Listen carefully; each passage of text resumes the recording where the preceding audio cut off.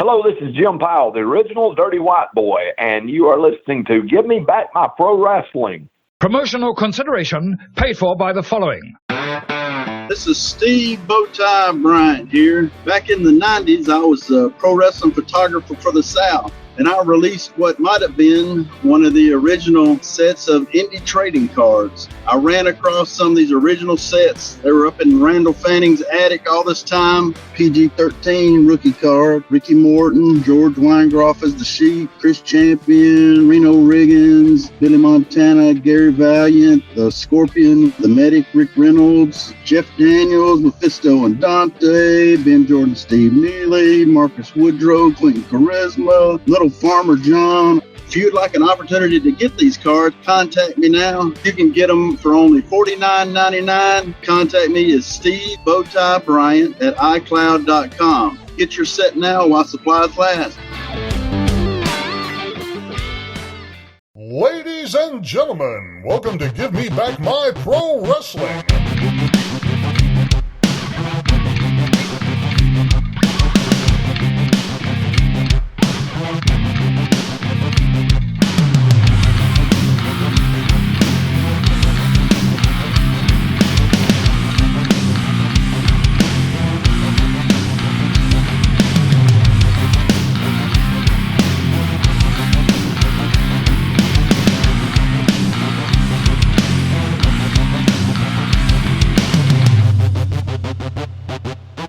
For those who don't know, now you know, baby. This is Hot Rod Biggs, Jared, Jimmy Street. We're going to take them to the limit one more time, baby, right here on Give Me Back My Pro Wrestling. Ladies and gentlemen, welcome one more time to the Give Me Back My Pro Wrestling podcast. And I'm here, as always, with my brother from the same father and mother, the Plastic Sheik. How you doing, Sheik? I'm doing great, brother, but I feel like there's somebody else here with us. Somebody with, I don't know, just a lot of charisma. Yeah, we're adding some charisma to the podcast today, ladies and gentlemen. And great way to introduce him, Sheik. He is from the Territory Wrestling Review podcast. He is our former guest and great friend, Quentin Charisma. He's our Territory Wrestling expert, I guess you could say. Absolutely. Welcome to the show, Quentin. Hey, guys. How y'all doing? We're good, buddy. Good, Thanks for coming on with us, man. Well, I appreciate the invite.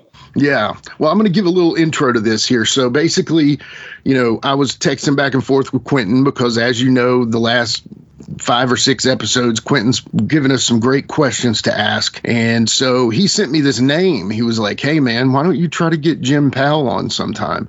And I'm like, yeah, that's a great idea. I sent a message to our official booker, Shane Morton. Shane got in touch with Jim. Then I was talking to Jim and we were going over some stuff, and it was a good little preliminary conversation. And I talked to Sheik and I said, Sheik, you know what? I said, let's bring Quentin on. And Jared was like, I was thinking the same thing. So today, and maybe some more in the future, hopefully, we'll have a little more charisma on the podcast with us. So thank you, Quentin, for doing this. And I'm excited to hear some questions you got for Mr. Powell. Oh, I can't wait. It's going to be fun. Yeah, we're going to have some fun. So, Sheik, how you been doing, brother? I've been good. Just, I don't know, summer's winded down, I guess, but kids are back in school, but my life's a little less busy since the kids are back in school. But I've been a whirlwind of a summer. I feel like every minute's been tied up with something, but yeah. I'm just anxious to do this one. I'm happy to have Quentin with us. I know his expertise is well known. I mean, I was lucky at the live podcast we did. They did that trivia, and I was lucky enough to get on Quentin's team. I didn't have to do anything. I just sat there and listened to him answer every question. So, and they split us up, man. That was messed up. I know they split us up. They can't break up the team, dude. Come on. I know. But yeah, Quentin, good to have you, brother. How you been doing, man? I've been doing all right. Just same old. Yeah. But good Lord, let me wake up this morning, so that's always a great thing. That's a positive for sure. Yeah.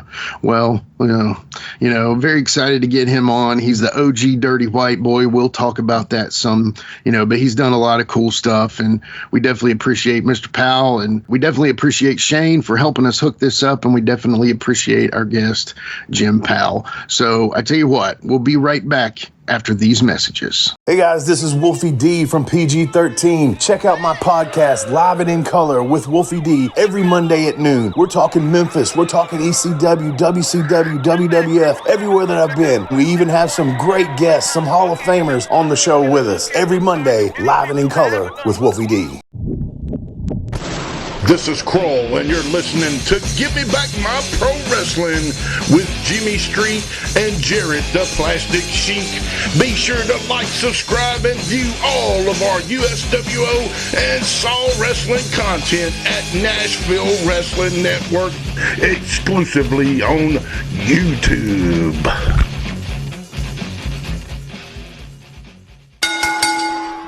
All right, we are back with our very special guest today, Jared Quinton. I'm stoked about this guy.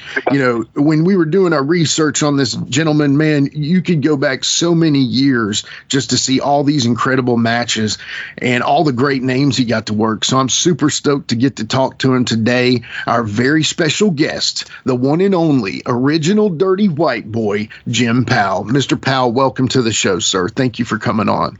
Hey, thanks, guys. I appreciate y'all having me. You know, I don't get asked for a lot of these kind of things, so I'm looking forward to it. Well, that is a shame, right, fellas? Absolutely, Yep. man. But, well, hey, we'll take you. You know, as we always do, we start off every show with the Sheik's favorite question. Take it away, Sheik. All right, Jim, this is just going to let the audience know kind of your influences in wrestling, who you like to watch, who maybe you kind of patterned yourself after or anything like that. But if you had a Mount Rushmore, like 4 or 5 guys in wrestling that you like, those are the top 4 or 5 wrestlers in my mind, who would that be? Well, I guess the guy, Tojo Yamamoto is absolutely my all-time favorite. That's awesome. Growing up, you know, as a kid, I watched Tojo. And then the first week that I worked for Nick Goulas, I sat in the dressing room and he walked in and sat down beside me and I about swallowed my tongue. But he's always going to be my number one. It doesn't matter what anybody else says. Terry Gordy was one of my best friends, and Terry helped me a lot. He was just about a year and a half older than me, and we are from within about 20 miles of each other. As a matter of fact, I rode by his mother's old house just the other day just because I wanted to, you know. But he was always one of my absolute favorites. Brad Armstrong, probably one of the best guys I ever got in the ring with. Probably one of the best guys that ever got in the ring. Yeah. You know, Tom Pritchard, I think was just tremendous. And these are probably some guys that, you know, I'm not talking about probably the biggest names ever in the world, but these guys are guys that made a big impact on me and on I think on the industry. And, I don't know, maybe I love Gypsy Joe. Hey, there you go. He was one of the toughest guys I ever met in my life, you know, and I got, you know, honestly, I respected Tom Ernesto a lot. Yeah. And Jody Hamilton. I worked with, Tom was booker for Nick Goulas when I first went there, and I worked for Jody with his first Deep South, and, you know, just respected him tremendously. So all those guys, I guess I could probably go on a bunch more, but I won't. Yeah. That's a great list though, man. Fantastic. Anytime Terry Gordy and Gypsy Joe, man, come on. Let's just, you know. Yeah, absolutely. You know, it's funny, Quentin and I actually know Tom Ernesto's son, Tim. So yeah. Worked shows we were with the Tim. same age. Yeah. And Tim was wrestling. I actually, somebody told the Tennessee Athletic Commission that I was underage, and so which I was 15. But so I had to go and figure out how to kind of scam them, I guess. And I got a birth certificate. Back then, birth certificates were in my county were printed off on black paper, and the letters were white. So I blacked out the 1963, and I made it a 60 or a 59, maybe. Well, I don't know, whatever it was anyway to make me 18. Yeah. And I used that whiteout. You know, remember the whiteout, the liquid? Oh yeah. Stuff? And I used it, and then I made another copy of it so it looked real, and I got my license with the Tennessee Athletic Commission. And then Tom Ernesto asked me, he said, "Look, I know you're not 18 years old." But he said, "But we don't care." He said, "But neither is Timmy." And I'd kind of like to know how you did that.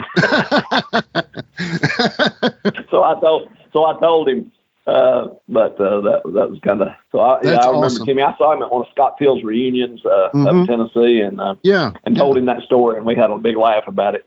That's awesome. That is a great story, actually. Very cool. Well, so after the Mount Rushmore, we always go to me, and then I always start with this. I want to take it back to the very beginning here. So we obviously have heard that incredible story. That was something we were looking forward to hearing from you, so I'm excited you told that. But tell us about your younger days. When you were born, where you were born, your high school. Talk about that. Well, I was born in Lafayette, Georgia. Okay. And 1963, and we...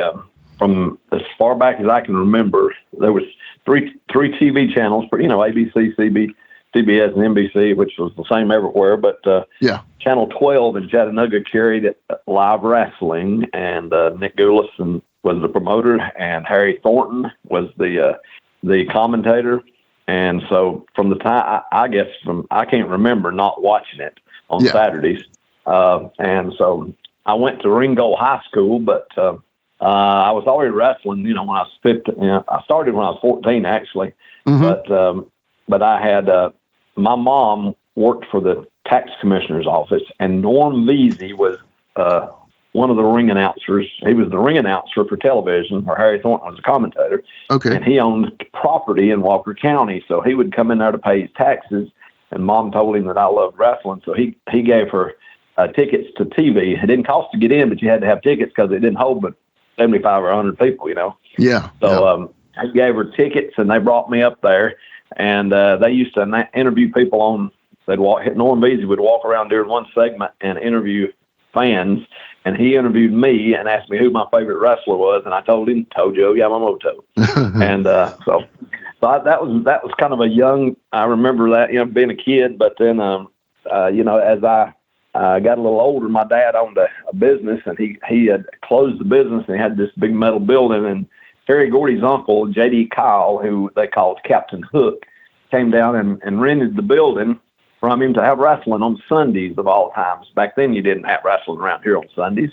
Yeah. But he did, and that's where I first met Terry. He was under a mask as the Wild Irishman, and him and a guy named Jerry Mika, and so Terry became Terry Mika later. He wrestled out from under a mask in some areas, but I met them there. I met Ted Allen there. He was wrestling as Ted Atlas. He was just starting out, and I wasn't but about 12 or 13 then, I guess. But so Buddy, the real Buddy Fuller, not Buddy Welch that they called Fuller, but Buddy Fuller wrestled as Buddy Atlas. He was the guy that I met there. That he was later on from Calhoun, Georgia, was the magistrate judge there and a pastor of a church for years. It was like 30 years.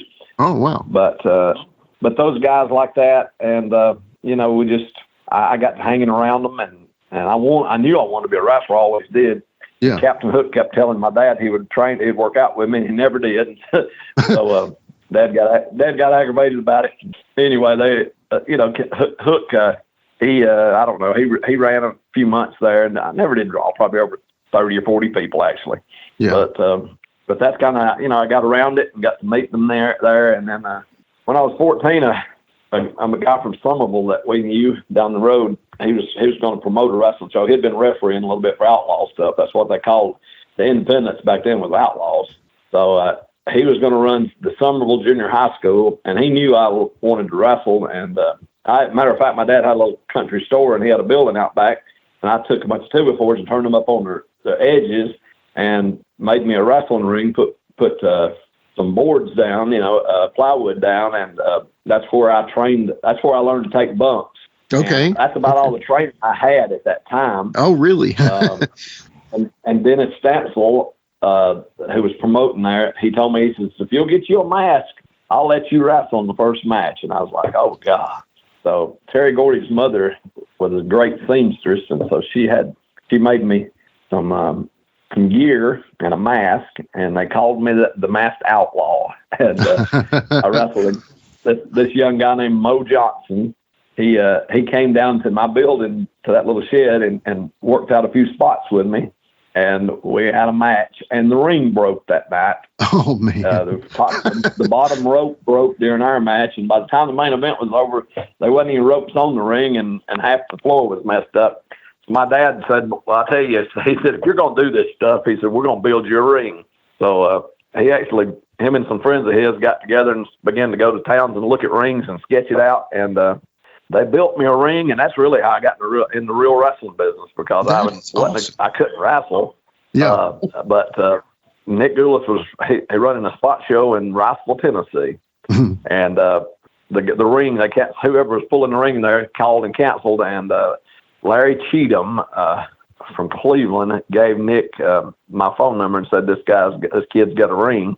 And so it's like, I got out of school at 3, so I was probably home about 3:30, and my phone rang right after I got home, and this rough voice says, this is Nick Goulas. Boy, you know who this is? You know who Nick Goulas is? Yeah. And, I was like, oh, my gosh, and he said, I need a wrestling ring tonight, and I'll give you $75 to take it up to Riceville, Tennessee. And I told him I'd take it, and I didn't even have a driver's license. And so I started calling my dad, and I finally found my dad and told him, I said, you got to get home. I got the ring trailer hooked up, and I said, we got to take this ring to Riceville, Tennessee for Nick Goulas. And he said, are you crazy? I said, no, sir. And I said, we got to do it. I said, if you don't get here, I'm driving. And he said, I'll be there in 15 minutes. So we ended up in Riceville, Tennessee that night, and they liked my ring. It was a really good ring. Matter of fact, Harley Race, when I worked on it one time, told me it was one of the best rings he had been on. Holy cow. But I used it for years and years, and it actually got me a job in Georgia Championship Wrestling. Ronnie West hired me because of my ring, and so it got me around to start with, and that's kind of how I got the wrestling business. That is awesome, man. That's a story, man. Yeah. It's pretty cool. I'll tell you what, they built my ring so that you could turn the poles around and make it low, because Dad knew a lot of those outlaw shows was in little bitty buildings with low ceilings. Yeah. So they had poles sticking out on both sides of the pole on both sides. And Ripper Collins, do you remember who that? Do you know who that was? Quentin, I know that name. Ripper Collins. Yeah, I know. Okay, him and Crazy Luke Graham were a tag team. Okay. Yep. And Ripper played the sissy. Okay. And Luke was the wild tough guy.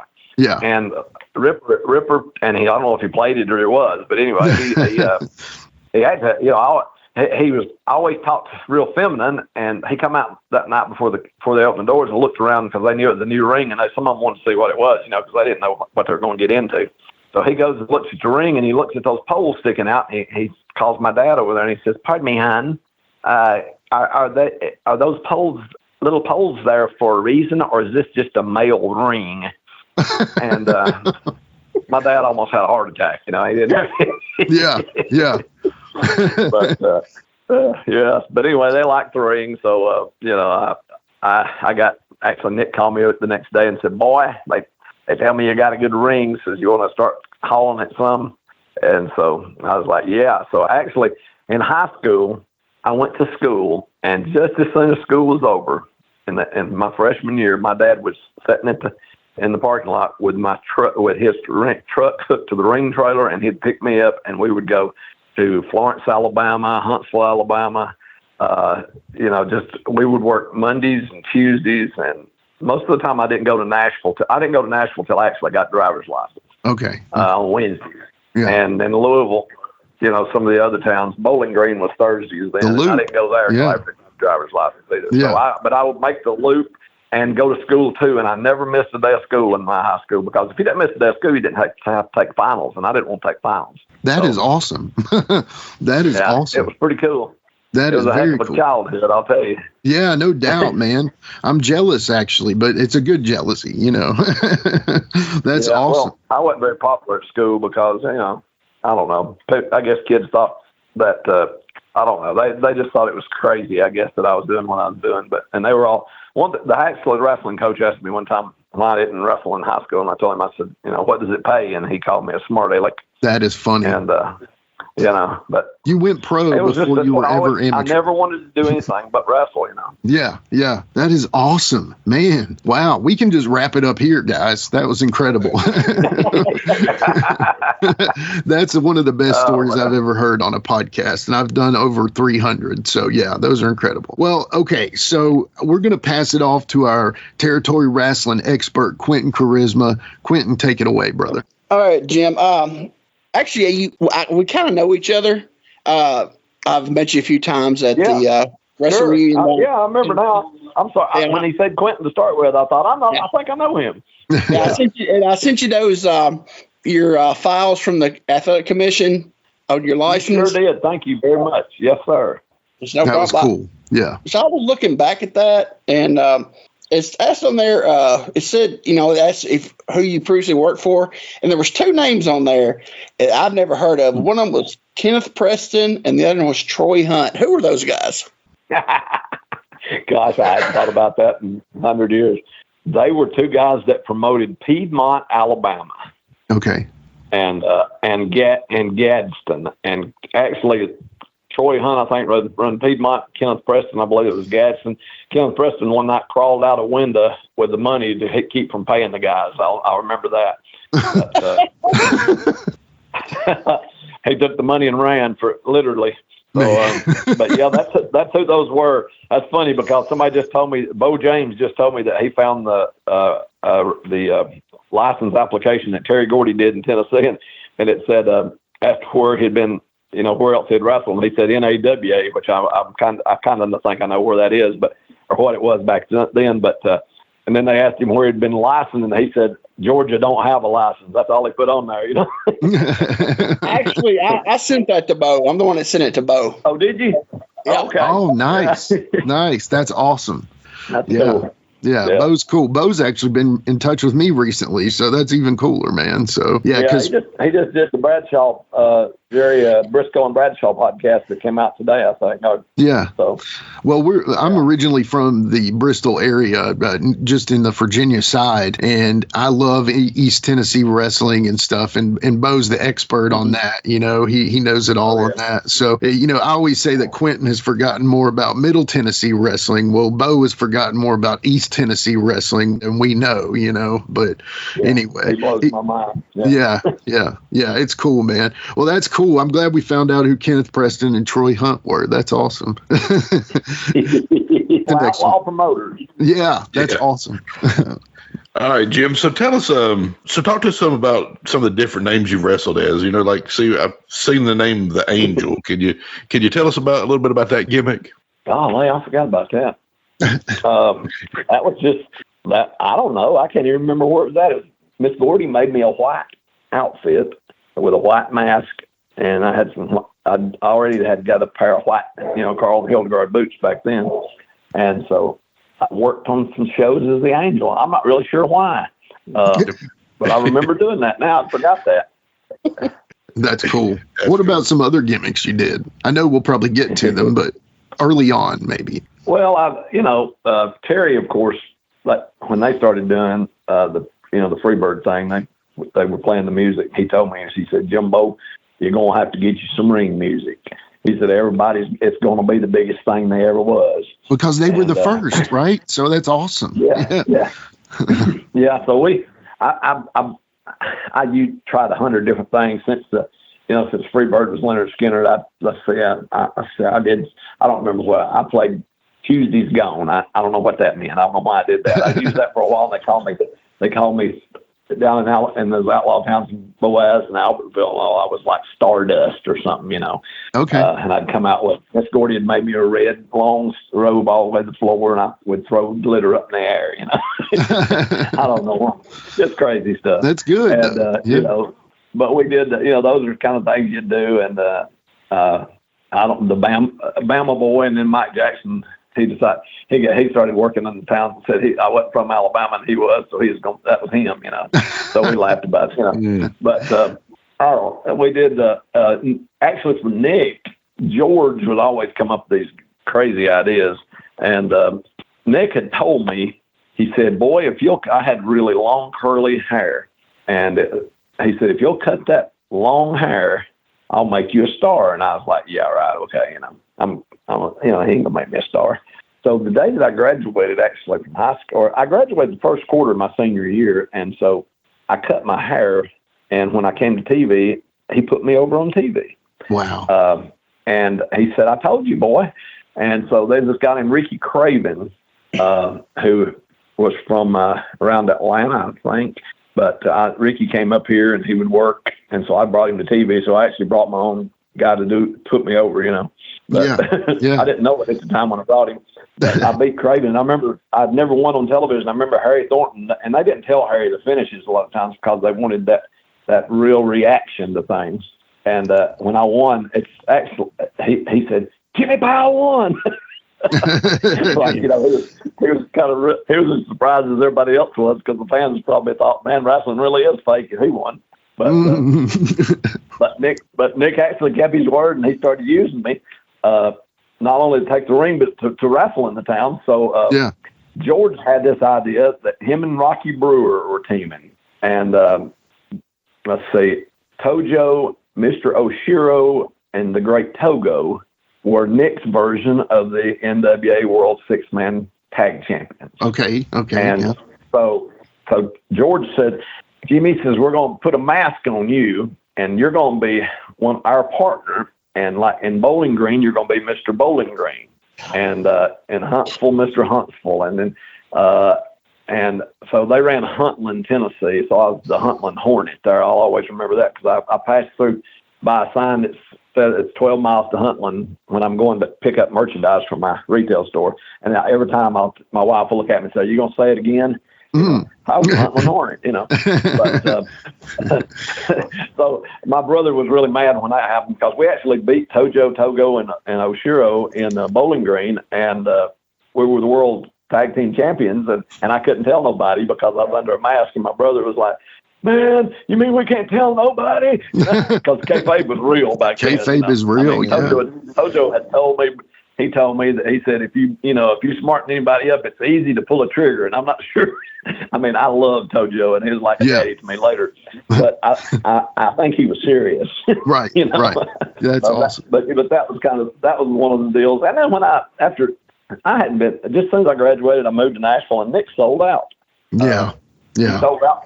And so when he sold out, I thought, oh gosh. So I sent a resume to Bill Dundee in Memphis. He was looking for Jared, I think, at the time. And then so Tojo put in a good word for him. He went over there because Tojo stayed with Nick till the very end, even though him and Jerry were really close.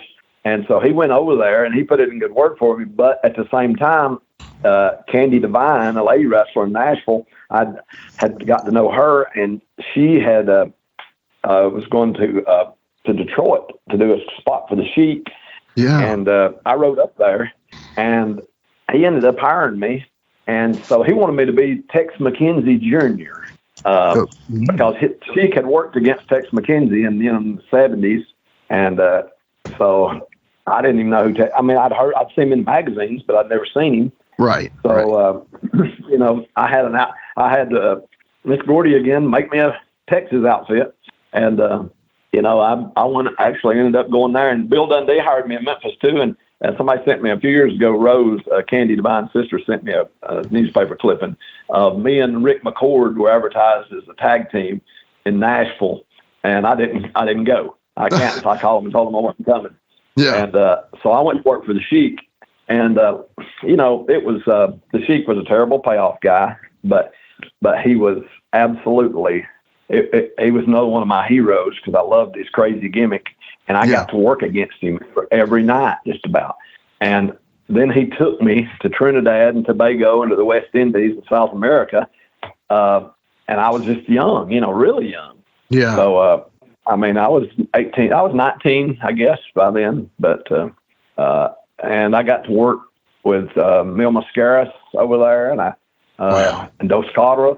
Wow. And Louis Martinez, me and Louis Martinez were buddies because he was a babyface, but I had worked heel in some other places against Louis too. But there's just so many of those guys that were over that Sheik was carrying to those towns, and I didn't know we were running opposition to the office, and the office was Carlos Colon. And later on, I thought, man, somebody could kill us, Right. You might not make it off that island. Yeah, because Sheik didn't care. He didn't care. He'd do anything. Right. But it was, and so Bill Dundee later, when I went to work for Jared later on, Bill asked me, he said, that was really a stupid move to go to work for the Sheik. I said, well, Bill, it might have been. I said, but I learned a lot. Yeah. And, I got to see a lot of the world with one of the most, famous wrestlers in the business ever. in the 60s, 70s, and 80s. Especially from his time, he was one of the most popular as far as known, so that was great, man. Let me tell you a story. Please. Yeah. I was working for the Sheik, and he was kind of dwindling down, but his son was booking a lot of the stuff, and I was still working a little bit. He wasn't running a lot as much as he had been. I moved to Dearborn, Michigan to start with. Yeah. And so I took my ring with me, and so they were using my ring, and because they liked my ring too. So some of his family was hauling the ring. Well, one night his son comes to me and says, "Hey, what would you do if I told you somebody stole your ring?" And I said, "Well, I don't know what I'd do." I said, because I don't have proof that it's even mine. Right. And he said, "Well, we're not sure where it's at." So I was like freaking out, Yeah. And I had this guy from Chattanooga with me, Gene Spurlock. He was I took him with me. They needed somebody to do some jobs, and so I took Gene, and we were up there. And so I asked the Sheik's grandson. He liked me a lot, and I asked him. I said, "Have you seen my wrestling ring?" And he said, "Yeah, it's at my uncle's house." And I said, "Well, do you know where that is?" And we didn't have GPS back then, Right. And so he told me where his uncle lived, and so I kind of nosed around and figured out where he lived. And I ended up in the middle of the night going to there and backing up, giving Gene. I had a pistol with me. I told Gene, I said, "First time shoot up over the house, second time shoot at whoever comes out." And I stole my ring back. That's awesome. Oh man, that was the last time. That was when I was finishing up. I was finishing it. I was done anyway. I knew I was. That territory was dead. They wasn't running but a couple of times a month then. And there's a girl that liked me up there, and she was flying me up there a lot of the time. Mm-hmm. And so I stole my ring back that night. So man, he stole your ring, man. That's dirty, man. Oh man. Yeah, it was his kids or some of them, and I'm not really sure Sheik did, because Sheik actually, me and him got along well. Yeah. And I'm not sure that it wasn't just because one of his boys was, I can't even remember their names now. Yeah. But I didn't. He was really a crook. Gotcha. I'm not real sure. Yeah, that Ed actually did it, but I think Junior did. Man. I know Junior did because I sold it back. Somebody had it, right? Mm-hmm. Oh man, this question actually it comes from back when I was in the early 90s when the tape trading was real big, and I got a tape one day from a place in Pensacola, Florida. 1986. Never heard of this promotion before in my life. It's called All Star Wrestling, and I put it in, and I was watching it, and there was you with a video of the Dirty White Boy on there. Give me a little rundown on that the promotion, because I know eventually Rip Tyler come in and took over the town and made the WOW. But give me a little information on that All Star Wrestling. It was pretty much the same guys. Flash Monroe, what was his name? Gene Dundee. Yeah. Those guys were running down there, and Bob Kelly, and there's a couple of those guys, the old timers, I forgot their names now. I can't believe it. But they were running, and was Austin Idol on one of any of those? No, he wasn't on those. The couple shows I got on the tape, it was you, Pat Rose, Mike Boyette, Terry Latham, Pork Chop Cash, and the Superstars, which then they took the mask off and they were the Monroes. The young Monroes. And so that Flash did that. Gene Dundee, he had them do that, and they bleached their hair and a streak in the front. But that was the WOW. I don't know how transaction, but it was the same group. And me and Pat was going down there, and we were teaming sometime, and then I was working with Pork Chop Cash sometime, and it was just Pensacola. It was kind of it was about the only town that was really drawing much. Some of the spot shows drew just because they didn't have anything to do in those days. People would come. and television was probably not that good. I've seen a few of them that I didn't think was that great. Mike Boyette, man, I'll never forget. He walked out one night. He'd bring his dog with him to the matches, and he said he lost his dog, and he was like, I don't know if he's on heroin or what he was on, but he was messed up bad. And last time we saw him, he was walking down the interstate calling his dog. I mean, it was just crazy times, you know. But yeah, they were. Rip Tyler came in and was booking, and Bob Sweetan came in, and so it changed a little. I didn't stay a long time. We would go in and do 2 or 3 nights and then come home, and you know, it was never a full-time territory, but it was certainly one that they actually ended up with a lot of people. Bob Holly was there; he was just starting out. Yeah, and Percy Pringle's cousin Marcel. Yep. Bill Moody's cousin Marcel Pringle was there, and then one time Don Fargo even had Pat and Marcel bleach their hair. I think it was, and come into the Fargos. Yeah, you're right. Actually, that was the second. The first one was Pat and Ken Timms. He brought them in. That's Ken right. Ken left, went back to Georgia, and Marcel took Ken Timms' place. They were the fabulous. There was 2 versions down there. Yeah.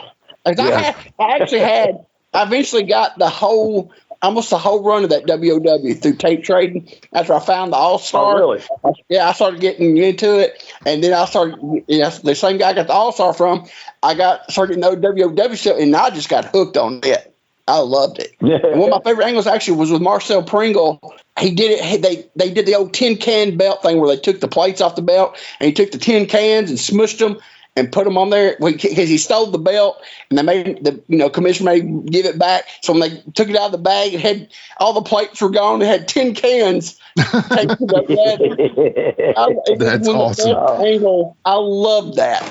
That is awesome. Yeah, Marcel was funny anyway, and I saw him a few years ago at the Mobile right before they quit the Mobile wrestling reunions, and man, he was still funny. I always liked Marcel, and he was a good worker, really.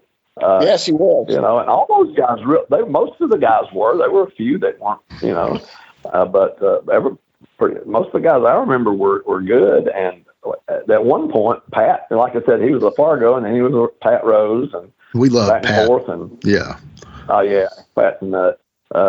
He's a good dude. I was at Channel 12 the first day he walked in to wrestle. Ken Hawk brought him there to wrestle, and I met him that first day he wrestled.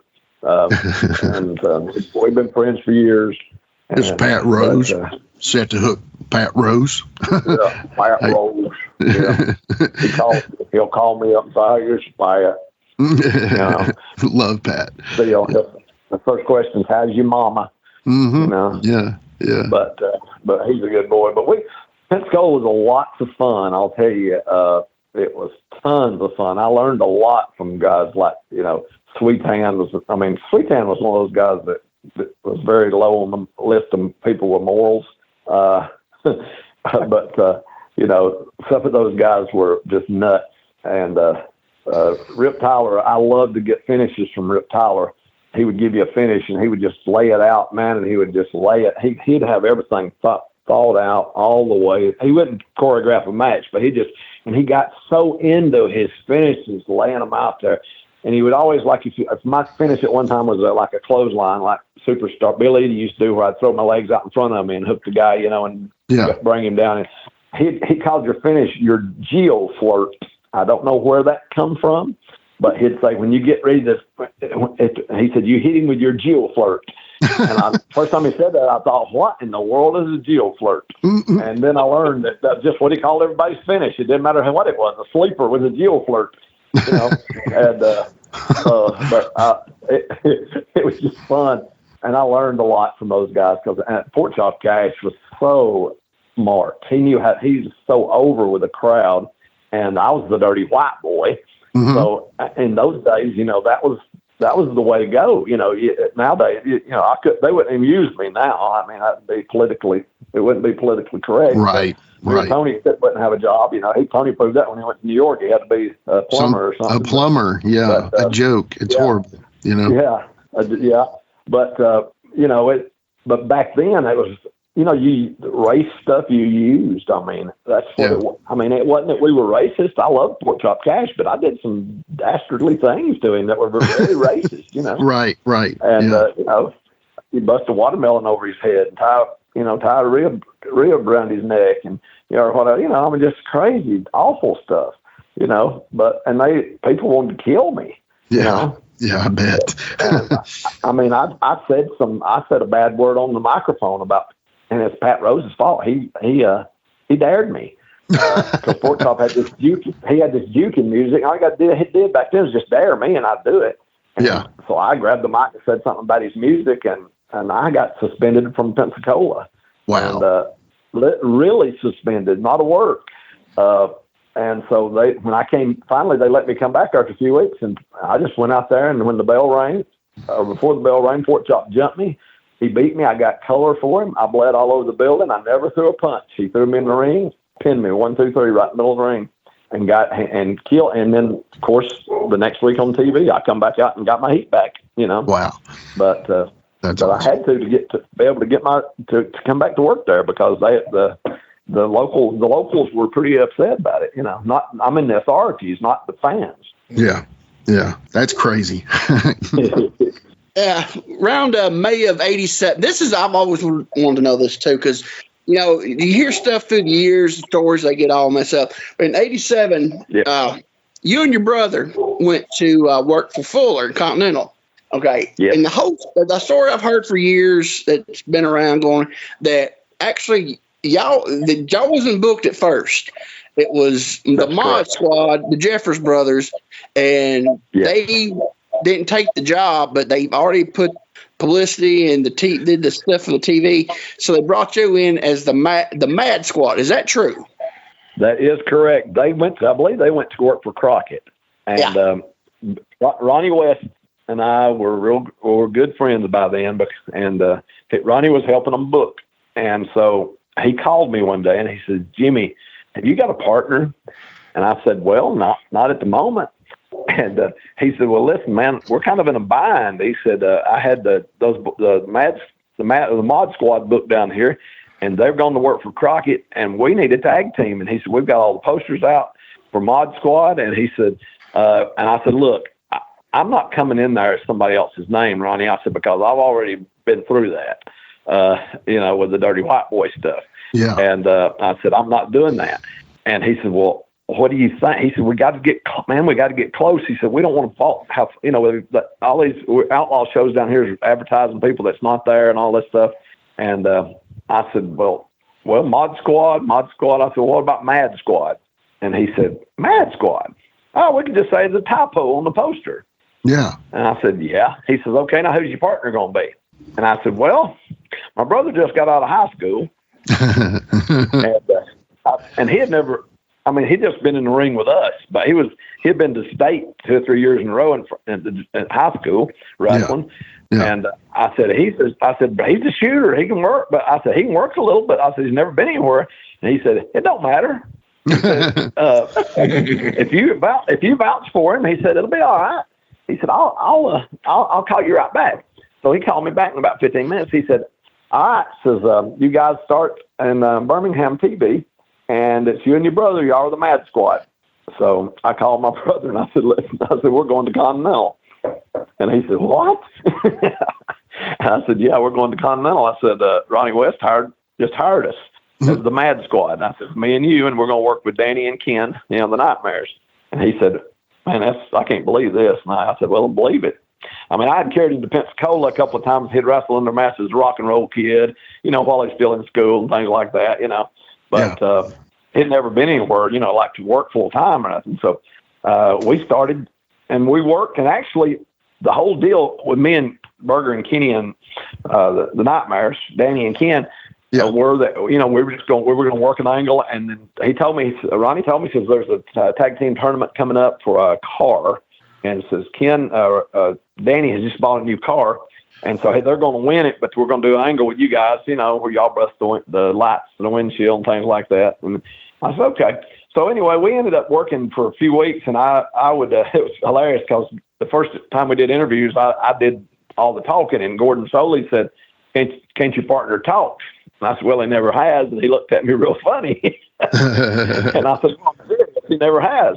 And so he told my brother, he said, let me tell you something, Burger. He said, you go back to your motel tonight, to your apartment. And he said, you get your hairbrush. And you stand in front of the mirror and you take a watch with a second hand and get you about 10 or 15 seconds worth of stuff you can say comfortably. He said, because your brother can handle the rest of it.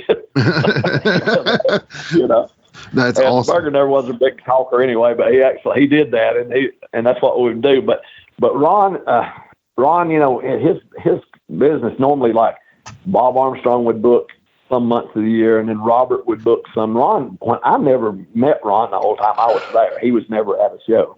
Really? Yeah, Ronnie West was kind of was taking care of things. Well, Robert, it was his time to come back in, and they were baby faces. Him and Jimmy were. Jimmy Golden. Oh, yeah. And so me and Ken, you know, or me, the Mad Squad and the Nightmares were really, it's starting to chime, you know. And Danny, he came back to the dressing room and he told me, he said, man, I'm going to tell you, word is that y'all are not going to bust the windshield out of my car. Word is that Robert and Jimmy are going to turn heel and they're going to do it. And he said, I believe they're going to finish y'all up. And I said, are you kidding me? He said, no, and I'm sorry. Because, I mean, Berger and Kenny had been going 45-minute Broadways. I mean, they were wrestling, you know. Yeah. And it was getting old. And I never was a good wrestler. I was a showman. But Berger could wrestle. And they did. That's what happened. Robert came in, they turned heel, and, you know, Robert and Jimmy, the week before they turned heel, they ended up booking themselves against, Robert booked themselves against us in the towns and beat us.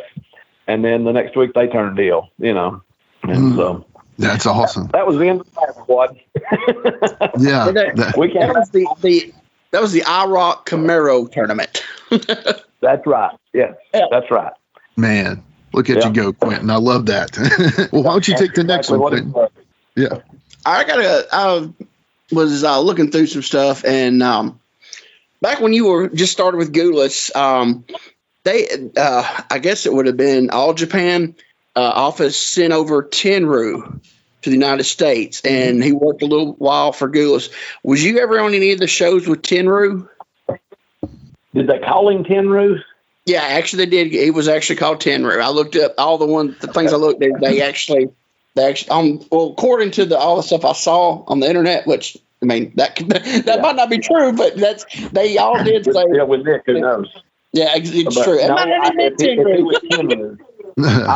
don't remember wrestling, but I know who Tenryu is, and I think maybe in Georgia one time I was on a card with him, but I don't remember ever being on a card with Nick. The only ones were Oshiro and Togo.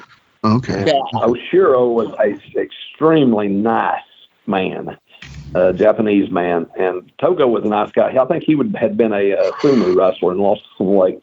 But Tojo brought him in, and Tojo, I love Tojo, but he was bad. And sometimes he wasn't as good to the Japanese guys as he should have been. You would think he would be, but I know you really would, but he wasn't sometimes. But I would have done anything. I love Tojo to death, and he helped me a lot. But that's the truth, you know. And I don't remember Tenryu being working for Nick. I really don't remember him ever working for Nick, so I don't know, you know. Okay. It probably, you know, the more I think about it, you said it probably wasn't really the Tenryu working for Nick. It's probably, you know. Who knows, right? Yeah, well, he's been known, you know, I was Superstar Billy Graham one night. Well, actually, they had him advertised in Chattanooga. I'll never forget. And, you know, it was like August, and Ronnie Gossett said, "We regret to inform you that Superstar Billy Graham has been snowed in at an airport somewhere out west, and but we've got a great replacement." And here I come out, and everybody booed me out of the building. You know, that was embarrassing. So Nick was known, and he would advertise Fargo, or Gossett would say, Nick Gulas is already working to book the fabulous Jackie Fargo next week. He wouldn't say he was booked. He was just say he was working to book. He's working on it. You know? Yeah. Yeah. That's awesome. I love those terms, he'd man. do that. Yeah. Yeah, he'd do that a lot. And Gossett was great at talking anyway, so he could make you believe anything. And that's why they always have on the signs and posters card subject to change, right? I mean, come on. Yeah. And then my name was usually at the bottom posters too. It said plus one other match a lot of times. So. I like that. Yeah. Well, at least you were on there, man. That's all that matters. So.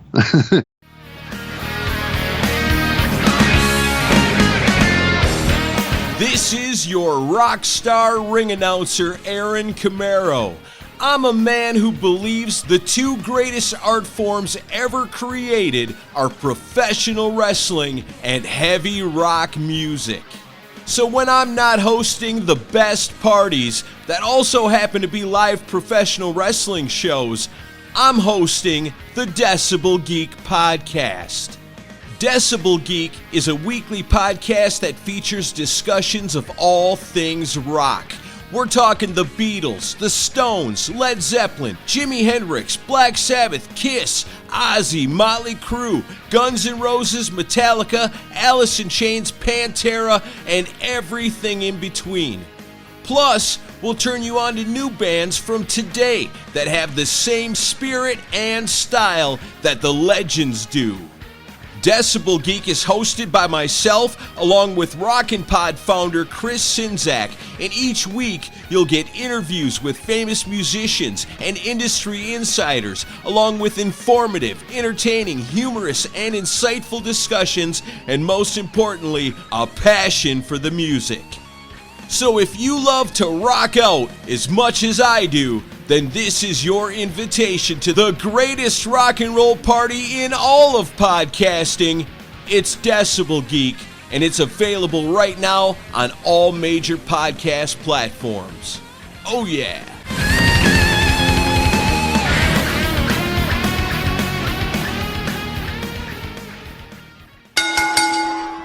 So in 79 and 80, a few of the Ghouliest guys, like our former guest, Tommy Heggie, and another former guest, Rick McCord, they went to work for the Paphos ICW.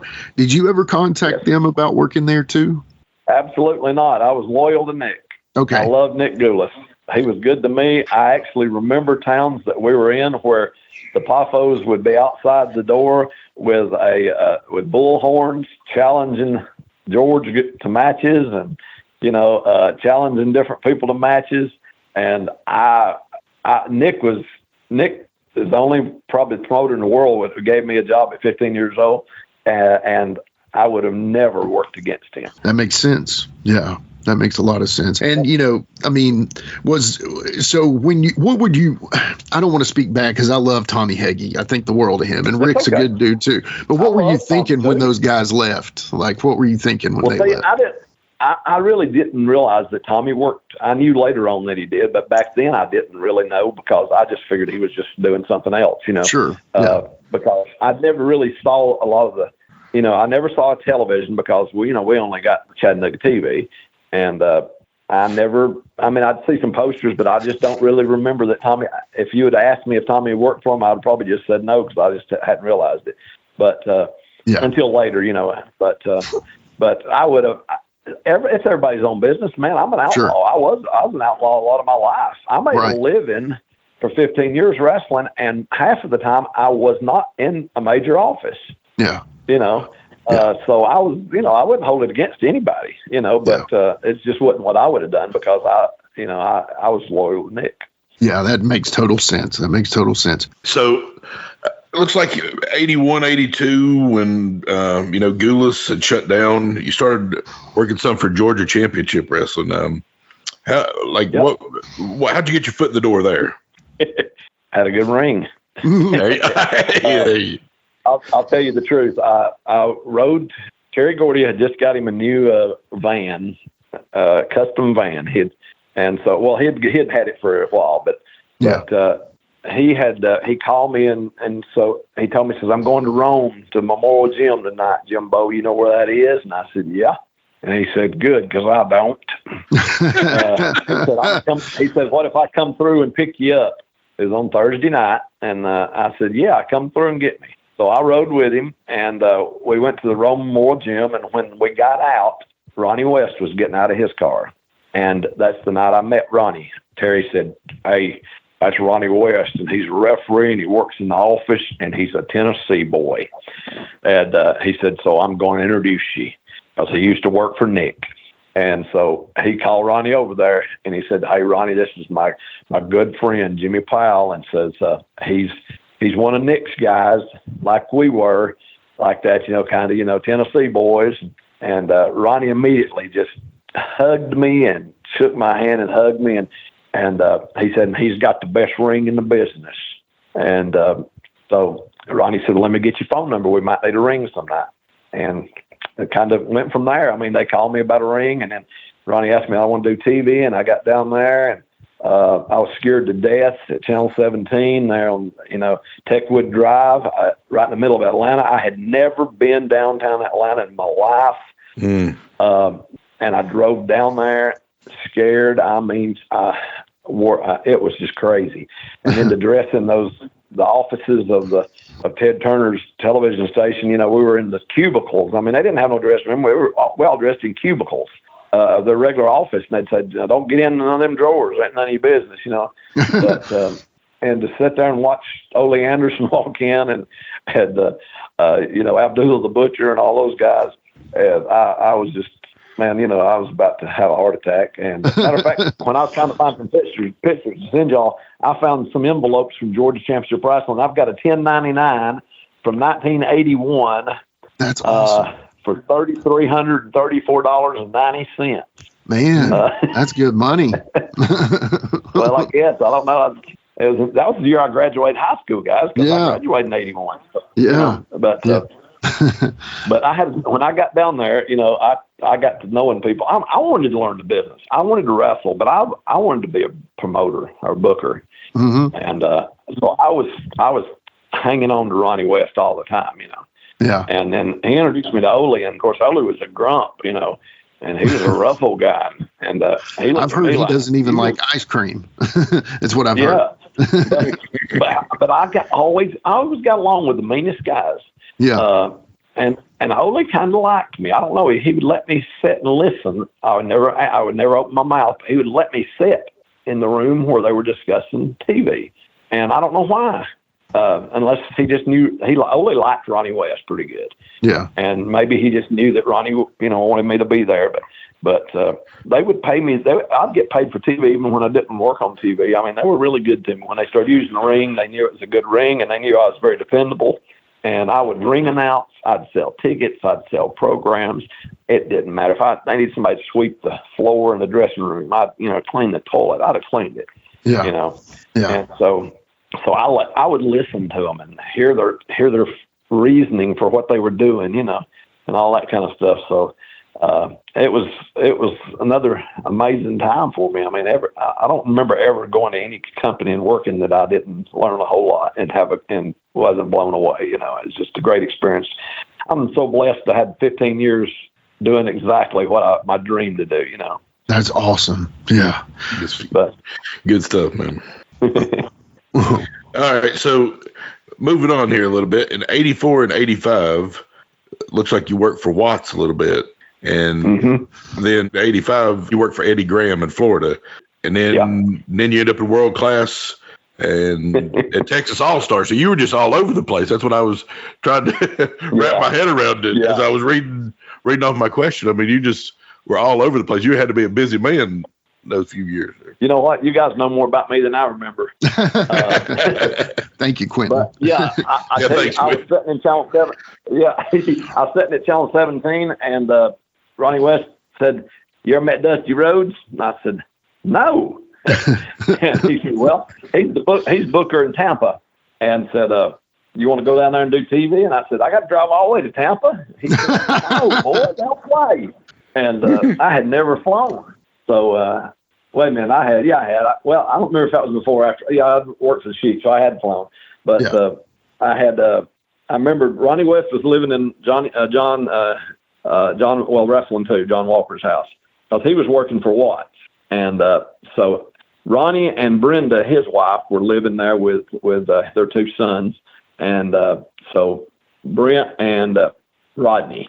So they were just little kids. So Ronnie told me, he said, you can come stay at my house and Brenda will get you up and get you to the airport. So I did, and I had to follow him. That was the first time I ever drove all the way through Atlanta. That was our, and Ronnie drove 100 miles an hour, and it's 2-lane. I mean, it's just 2 or 3, and they was just building the 3rd lane, Yeah. And I was trying to dodge stuff, and I was trying to keep up with Ronnie because I had no idea where we were going. But I got to his house. And anyway, I flew to Tampa that first week. I'll never forget Billy Starr. And when I got on the plane, there's a guy sitting there, and he looks at me with a big chew at the back, dip at the back in his lip. And he says, "Are you a wrestler?" And I said, "Yes, sir." And he said, "I am too. Sit down beside me." So I sat down. He said, I'm Star Child Billy Starr. And that was the beginning of a great friendship. We're still friends. That's awesome. We still talk. Yeah. But we flew to Tampa, and I didn't have a way to get from the airport to the TV arena, So Billy said, "Call a taxi." And of course, he knew that he was ribbing me. He was getting some heat on me. So I called a taxi. He said, "Just give Dusty the bill." And so when I got there, I gave Dusty the bill. And he said, "What's this?" And I said, "Well, that's the taxi bill. Billy Starr told me to call a taxi and give you the bill." And he put his arm around me. He said, "Okay, I'll see what I can do." And so about halfway through the TV tapings, he brings me my check, and he says the check for the taxi is in there. But he says, "Come here, kid, I want to show you something." He put his arm around me, and he brought me out to the door where I could see out to the crowd, and he pointed out at some girls out there. Yeah. He said, "You see those girls?" He called them rats, because that's what they called them. They was hanging around the mat. He said, "You see those rats?" And I said, "Yes, sir." And he said, "Do you want to come back?" I said, "Yes, sir." And he said, "Next week, that's your taxi." He said, "You work it out before you leave, and have them wait at the airport for you." And so from then on, that's what I did. I never got another taxi. The girls always picked me up. That is awesome. But, my God. But I did the Tampa deal for a while. I would go down there and do TV, and it was just great again because, Rick McGraw was one of the first guys I worked with. And I've been working with Tommy Pritchard in Atlanta, and Tommy did that savate kick. Yeah. And, he'd just pop that foot up on your knee and flip right up and kick you in the side of the head and pin you. Yeah. So McGraw told me he was going to use that kick, and I said, "Well, I've been using it with Tommy Pritchard. I know it." And so Dusty says, "Cool, that's what y'all do." And so I didn't know that McGraw was used to people catching his foot. So when he throwed his foot up on my knee, I didn't catch it, and he fell on the back and hit the back of his head. Oh, man. And then he got back up and kicked me next time and nearly knocked me out. Wow. And Dusty, he got back dressed him, and he was cussing me that McGraw was, and Dusty said, stopped him. He said, hey. Said, "The kid was telling you right. Tommy Pritchard does that kick, and you don't catch Tommy's foot." Yeah. He said, "So lay off of him." And so, I mean, he was, he took up for me.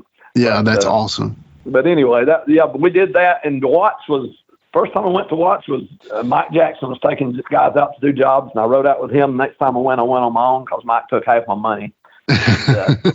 And made us pay for a van that I found out Watts was paying for. Oh, so, man. So, I never did. That's the only time I ever did anything. I like Mike. We saw him a few years ago, but I never worked with him again. I like that because I never did another TV. Right. Yeah. But then ended up, I went to Dallas because of John Tatum. I trained John Tatum. Me and Michael Hayes did in my backyard in Atlanta. Okay. And I was living in Atlanta, and I set my ring up back there, and Mike told me he had this guy that he was wanting to train from his hometown. So John Tatum goes up, and so we trained him, and then he ended up getting a job in Dallas. So the only real job I had in all those 15 years, I worked for an ink company for about a year and a half. Okay. And I met my wife there. So I hated making ink the whole time. So Tatum called me one day and said, "Hey, Jim Bo, you want to come to Texas?" And I said, "Yeah, can I leave today?" And so he got me it was crazy working for Watts back in those days. I mean, not Watts, Fritz, because you never worked over an hour from Dallas because his boys couldn't drive over an hour. Oh. Their capabilities to drive were very limited, because of, just, the recreational drugs. Right. And so I would be back in my apartment by 9:30 at night. I was getting about $1,500 a week to do that. Wow. that was crazy. And That is every town awesome. was a sellout. Everything was a sellout. It's the craziest thing. And then one day they came, Ken Mantell said, "Hey," says, "I think we're going to finish you up." I said, "Why?" He said, "Fritz don't like it because you don't go to the gym." And I said, "Well, he told me I needed a tan, so I've been laying out in the sun. What more do you want?" You know? And Terry called me and says, "Jimbo, you got heat. You need to go to the gym." I said, "Terry, you don't go." And he said, "Yeah, but I'm 6'3" and 320 pounds, you know? Right. And, you know, it's just one of them things. I was just a headstrong geese. You know, I wouldn't go. So they ended up sending me to San Antonio, and I was about to start working for Fred Barron. Everybody says Nick Gillis is the worst promoter ever. There's no way. Fred Barron from Texas All-Star Wrestling was absolutely the worst promoter I ever worked for. Really? So, Okay. Yeah. Yeah. And Tennessee gets all the heat for paydays. Yeah. Yeah. We lived in San Antonio, and we would drive to Odessa, Texas, 7 hours one way. Jeez. Me and Mike Golan, that's where I met him, Chavo Guerrero, and Fred Ottman, who was Big Bubba then. Yeah. And let's see, there was 5 of us. Who else was it? Somebody else. We would rent a Lincoln because 5 people could fit in it, and it was just really cheap back then to rent cars, like $40. But you would drive all the way to Odessa, and he paid you every week $40 for Odessa. Wow. And it was 14 hours of driving. Wow. And then I went from making $1,500 to making $300 a week. Man. And so I told him, I said, "I can't do this." And by then, Chavo had left right after I got there and went to Japan. And so Al Madrill was the booker. Okay. And so Al said, "Man," says, "Mike Golan tells me that you run some towns." I said, "Yeah." And he says, "You want to run a town?" And he said, "We're not drawing." He said, "We need some help." And I said, "Yeah." And he said, "Well, here's the map. Pick the town you want." So he gave me the TV coverage map. And I picked the town, and me and my wife ran it. We worked our rear ends off. We posted that thing. We worked. We wrote newspaper ads. We were all over town with it, radio. And we drew about $3,800, which was really big for compared to what their spot shows have been doing. No doubt. And I was supposed to got 5%. And I even set it up where we had a temporary beer license, and we sold beer because in Texas you could sell beer. You know, you could drink and drive in Texas. You just couldn't drive drunk. Right. You know, back then. And so when I got my paycheck, it was the same $300. And I remember I walked in the office. The office was right there beside the little arena where we did TV. And I wadded my check up. And I called Fred Barron's name, and he said, "Yeah, I'm back here." And I walked back there, and I threw it and hit him right in the face with it. And I said, "Fred Barron's, if you need money this bad, you keep it." I said, "I'm going back to Georgia. I can sell peanuts on the street and make more money than this. You're starving us to death." Yeah. And Al Madrill and Chavo grabbed the check. Chavo was back by then, and they come running after me and says, "Look, that was the best time we drew." Said, "We know that you're up and up guy," and says, "Won't you, if you'll stay, we'll take care of you." And I said, "I'm not staying." Yeah. I said, "If he'll do it once, he'll do it again." Right. And my wife was the happiest woman I'd ever seen her because she hated San Antonio. We were starving. Yeah. I mean, there's some Mexican ladies that lived in an apartment. We were living with a guy named J.R. Hogg because we couldn't afford to get a room. Yeah. And these Mexican ladies fed us or we'd starved. I mean, that's no joke.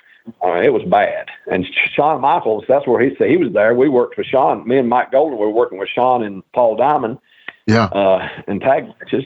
And Shawn was but he lived there, so he didn't have to worry. You know, he had a home. Right. And mom and dad would take care of him. But we were starving. And, you know, I think Fred was taking care of Fred because he was his guy who was pushing. He was taking care of Al and Chavo. But us guys weren't making nothing. You know?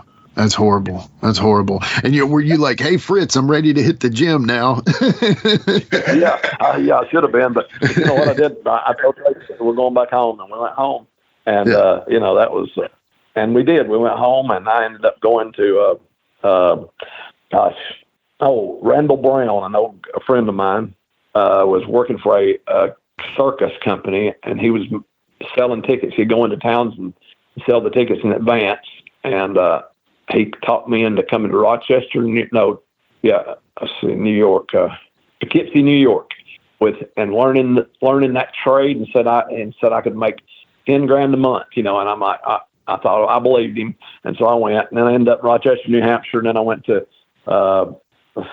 somewhere in Virginia, Roanoke, Virginia, and I was about to starve again. And my mother actually came and got us, and she didn't ever let me know that she knew that we wasn't doing good. She just said, "I was coming to see you. We want to go to that zoo up there." And while we were there, she said, "Do you want to go home?" Yeah.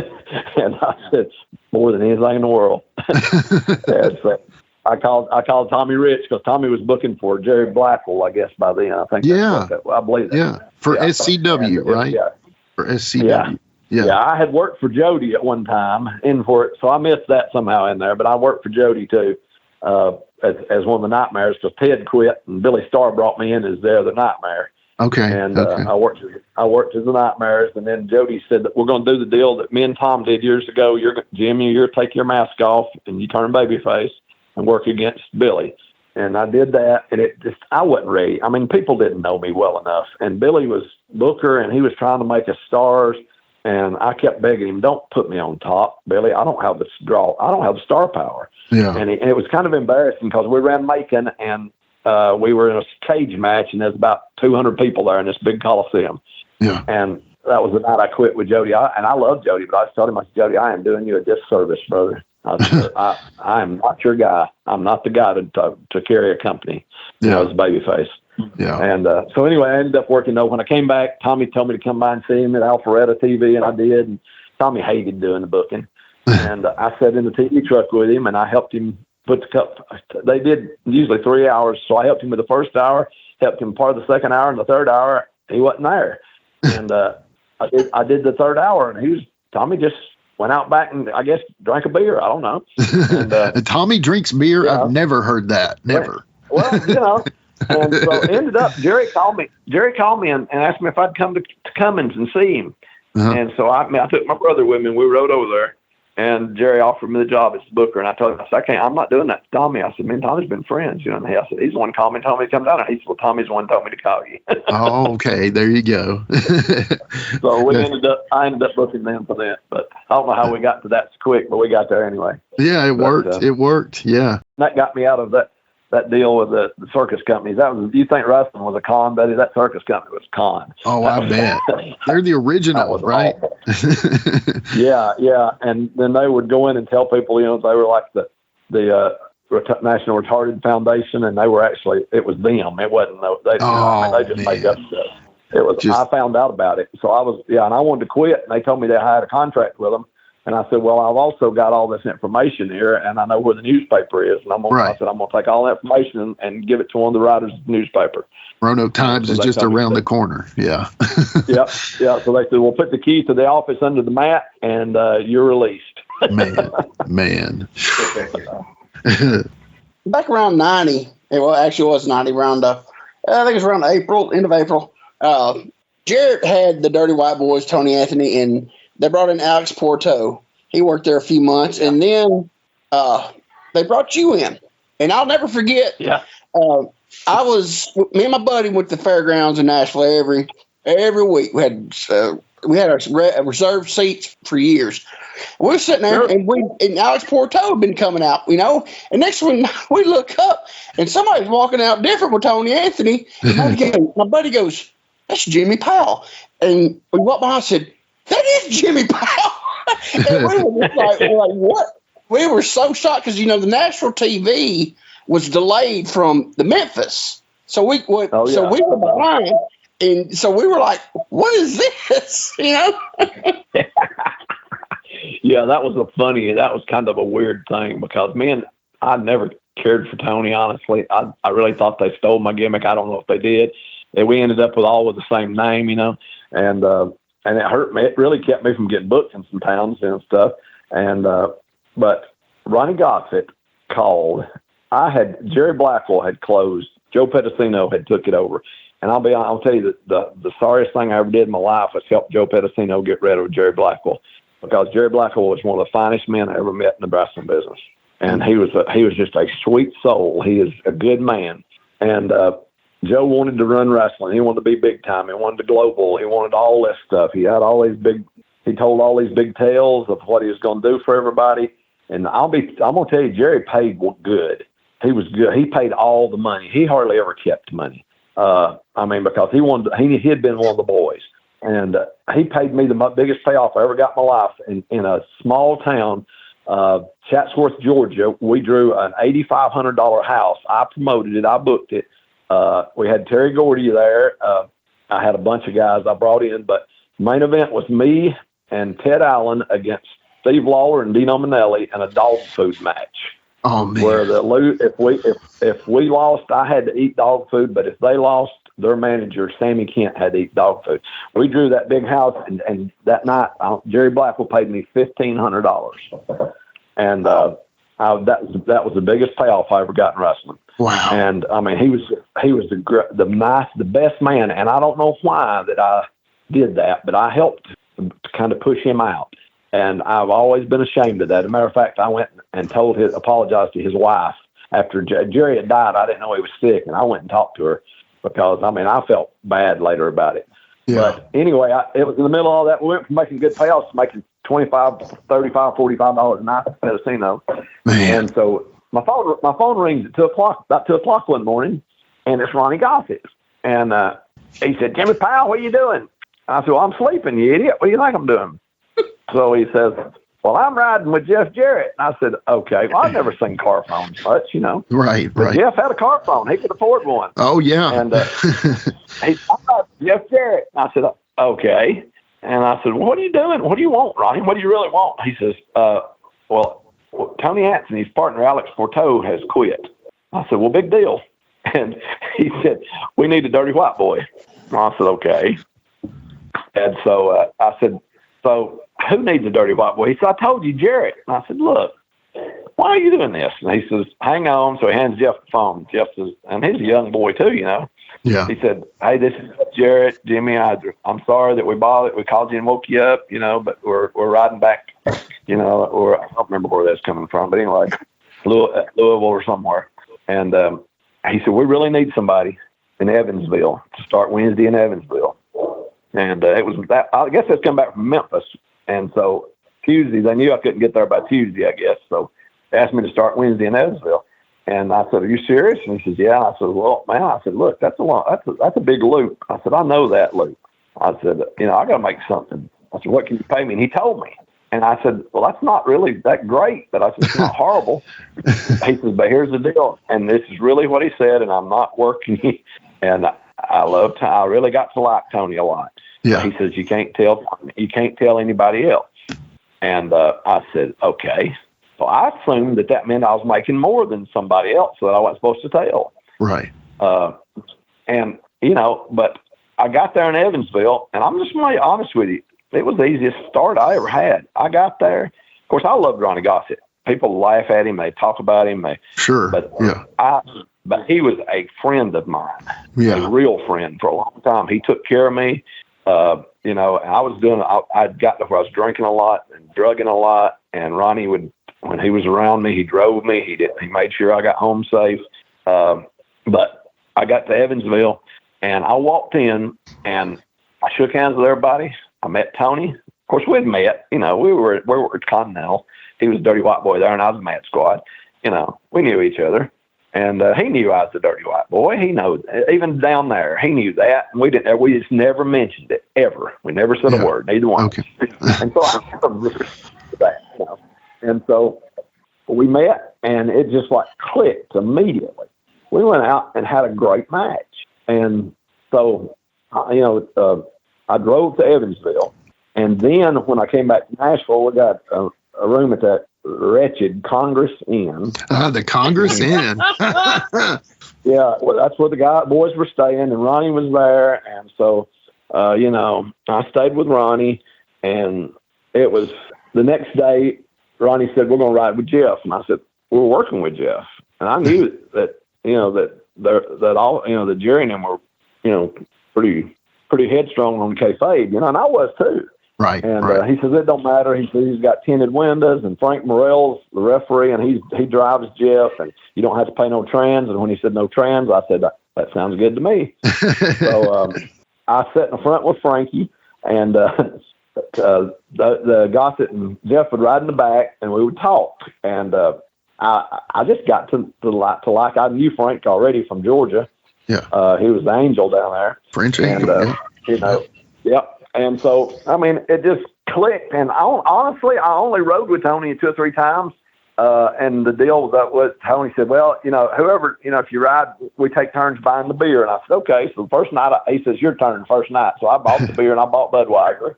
And then the next night he bought Black Label. And the next night I went back to Jeff's car. Because I didn't like Black Label. And that's the truth. That's the truth. I never rode with any of them again. I rode with Jeff. And we got to be friends. And we're still friends. We don't talk. We're not like visiting, talking. But 2 or 3 times a year, he'll text me, or 2 or 3 times a year, I'll text him. I texted him not long ago and told him that it appeared that he was living in a time machine. I could not comprehend how that he can still look so good and do so much. Yeah, you know, seriously. And, you know, he said, well, I live on a cardio machine, you know. Yeah. But we were friends, and I really liked him. But you know, it was a hard territory. I mean, we're Memphis Monday, Louisville Tuesday, Evansville Wednesday, Spot Show Thursday. With Friday morning, we'd get up and fly to Dallas, Texas, and we'd do TV. No, we'd do Dallas Sportatorium Friday night, and then we'd film TV again at the Sportatorium Saturday morning, fly straight back to Nashville and wrestle in Nashville Saturday night. We'd do a spot show in Kentucky for Eddie Marlin on Sunday, and on Monday we'd start all over in Memphis. Man, that's the loop. That was it. And you know what? I met Lance Russell down in Mobile at the reunion, and he told me, he shook my hand and says, Jimmy Powell, the dirty white boy, I introduced a lot of matches from you from Dallas, but you never came to the studio in Memphis. And I said, you're right. I couldn't believe he remembered that. That blew my mind. Yeah. You know, because he was probably in his late 70s, I guess. I don't know. But but that's how I got there. And I didn't stay long. I stayed 6 weeks probably, and somebody broke into my house. And this is the truth now. Somebody broke into my house, and my wife was scared to death, and we didn't have cell phones. And I told her I was coming home. Yeah. And then I went to Eddie Marlin and told him that I was quitting because I couldn't afford premium beer. And he told that story at Scott Hill's house that he remembered me saying that I was the only wrestler that ever quit because he couldn't afford premium beer. But I got a quick question. You know, yeah. Okay. I know around that time period they started. Jarrett bought a bus, and he would park it in Madison behind the old Madison Square Shopping Center. And the boys would get on the bus and go drive down to Texas. Was you gone by the time they started doing the bus? You better believe that, or I'd have left that day. Yeah, we flew. Yeah, we flew. We flew to Houston and changed planes, and we flew on into Dallas. And we had a lady there by oh gosh, what was her name? I thought I'd never forget her name. She would pick us up, and she had an old Cadillac that you could see through the tires. I mean, they were bald as bald could be. But she would pick us up and drive us around. And when one night we did a screw finish where we hit, I guess we hit, seems to me like we busted the guitar over Jeff. Billy Travis had a guitar. Jeff didn't have the guitar. You know, Jeff stole that from Billy. But Billy was like, he had a guitar. He was like a guitar country singer, you know, down there in Texas. Yeah. And so Ronnie stole the guitar or something. One of us whacked one of them with it, and we pinned them that night. And that got tons of heat, and the cops came and got us out of the dressing room and escorted us to the car. And when we got out to the car, there's this Mexican woman holding a baby, and Ronnie looked at her and said, "Hold your monkey, lady. We'll bring you a banana next week." And when he said that, the cop said, "Y'all are on your own." And they left us. And we were trying to get in the car, and Tony said, "We're going to die." I said, "Get in the car, Fat Albert." You know, I was mad at him, boy. And I was pushing him in, and here we go. And I told that woman, I said, "You put your foot on the gas." And the Sportatorium, their parking lot was horrible. They had holes in it you could lose the child in. I told her, I said, "If you bust a tire, don't you stop." And I mean, they were hot. But no, sir, I didn't ride no bus. We did the planes. We flew. I'm dying to hear some bus stories. Yeah. Oh, yeah, I know.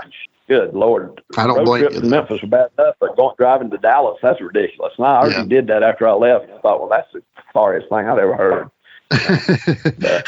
Oh man, this has been incredible. I mean, the time has just flown by. So I do have a question, one more here real quick. And this one is, so in 91, in September of 91, you worked Memphis as Daddy O. So what was up with that gimmick? Was it just a one night deal, or did they talk about bringing you back in for anything? Well, what it was I had been working in South Georgia for Ben Masters, Cordell, Americus, and some of those towns that he was running. And I had lost to Loser Leave Town as the Dirty White Boy. I turned babyface down there. And Big Red was the babyface, and I was a heel working against him. And then they brought this guy in as an Arab or something, and he wanted me to hold his Arab flag, and I wouldn't hold his flag. We turned me babyface. Yeah. Big Red took me home with him, supposedly, and his mother was a black lady preacher, and supposedly she took out the prejudice out of my heart and put soul in. And so I was a babyface, Dirty White Boy, and then I lost to Loser Leave Town, and I came back as Daddy-O. So at the same time, they were trying to bring Gossett back to Memphis for an angle with, because Robert, I believe Fuller and them were there, and I don't remember the deal, but they wanted Ronnie back up there. They didn't want me, but Ronnie didn't have a car, and so Ronnie called me and talked me into going. And so I said, well, they said, I said, well, I've been doing this Daddy-O thing. It'd be fun. Let's just do it. Just because if they'll do this, because I just think it's fun. Daddy-O's fun. I was like I'd wear tie-dyes and a tie-dyed mask, and but I ended up, and that's the reason I went back. It was just because they wanted Ronnie. They didn't care about having me. I mean, that's just the truth. Right. But that's why I was Daddy-O up there. Okay. And I didn't stay but just a week or two. I don't know. It was, it wasn't long. Just whatever their little angle with Gossett was all it was. Gotcha. Okay. I was his driver. Daddy-O, Daddy-O's the soul man. Huh? I love that. That. Well, man, this has been incredible talking about your career. Like I said, the time has just flown by. One thing I like to ask, especially, knowing what you're up to now, I want to find out, what have you been up to since you left wrestling? I'll tell you what, I made at times I made some pretty good money, but I had nothing. I was a drug addict and alcoholic, honestly. Yeah. And that's just what we were. We partied all the time. That was our lifestyle. It was different from anything in the world. Yeah. At that time, to me, and I just tell you, Jesus Christ changed my life. That's awesome.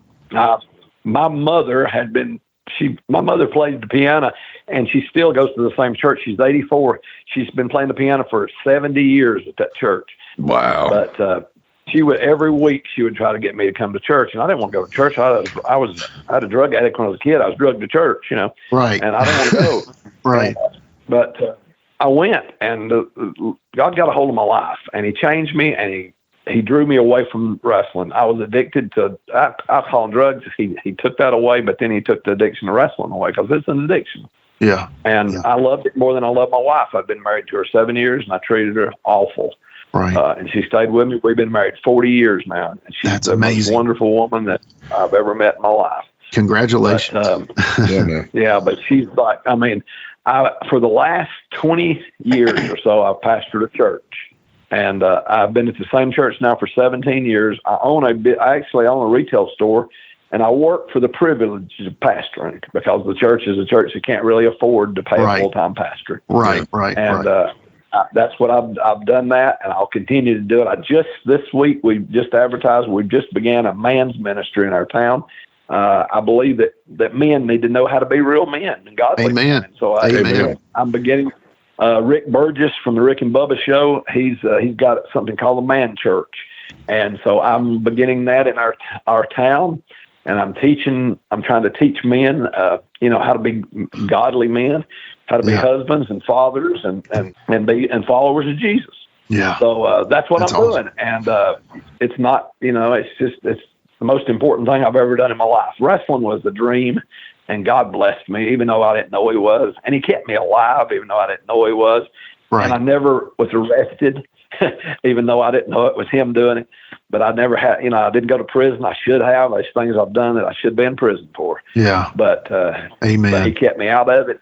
And now I'm so blessed. I've got 2 daughters that are 30 and 32, and they're married to 2 godly men that work in our youth program in our church.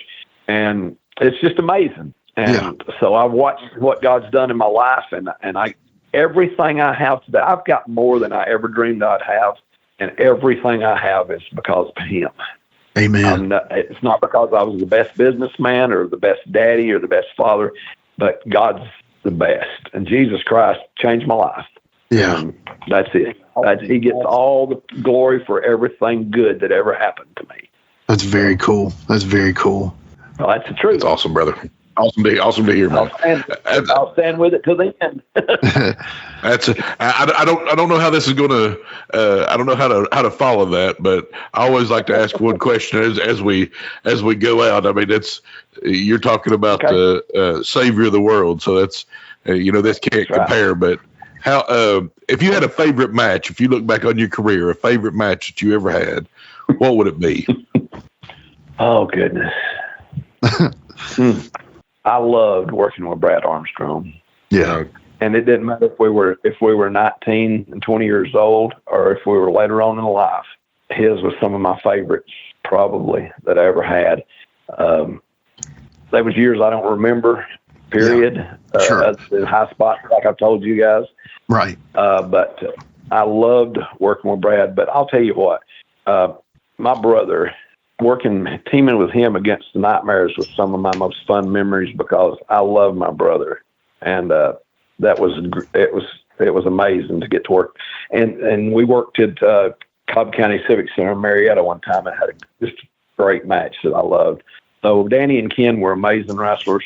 I don't know, man. I loved working with there were those old Samoans. Both of them just passed away in the last few months, but oh man, off in the secret, they were the easiest guys to be so big and to be so mean looking and so scary. They were the lightest guys I've ever seen in the world, and they were sweet as they could be, just sweet guys. And I don't know, I was blessed to have so many good matches. No doubt. No doubt. I loved working with Jeff and Billy Travis. Billy Travis was stiff as everything, but I liked him, and Jeff was just a good boy that wanted to learn, and he learned his craft, and buddy, he's still doing it, and I don't care what people I see things people say about him online, and these are all people that have never stepped foot in a dressing room. Exactly. Ring. Right. They don't have any business saying any of the stuff they say because he is one of the finest men I've met. I believe that he's a good man, and he's a great talent, and he is a student of the game, and he has absorbed everything. And a matter of fact, he's a man of his word because when we rode together, he told me if he ever owned his own company, he would call me and offer me a job as the booker because he knew I had a mind for wrestling. And when TNA started, he called me, and I was at Center Grove Baptist Church as their associate pastor. And they were filming on Wednesday nights. And I told him, I said, Jeff, this is an answer from God. I can't come because it's on Wednesday nights. And I said, I don't have any business being there anyway, but I love you and I appreciate you asking. Wow. That's impressive. He didn't impressive. offer me the job as the booker, but he offered me a position to be there. And later he even asked me about being the chaplain. Yeah. Yeah. But so I love Jeff. He may never hear this podcast. Doesn't matter to me a bit. I love him. Yeah. I admire him. And so I met so many great people. Man, I'm just so thankful, for the opportunity to say that. Bobby Simmons says something really great. He says that he got to, that his heroes became his friends. And that's how I feel.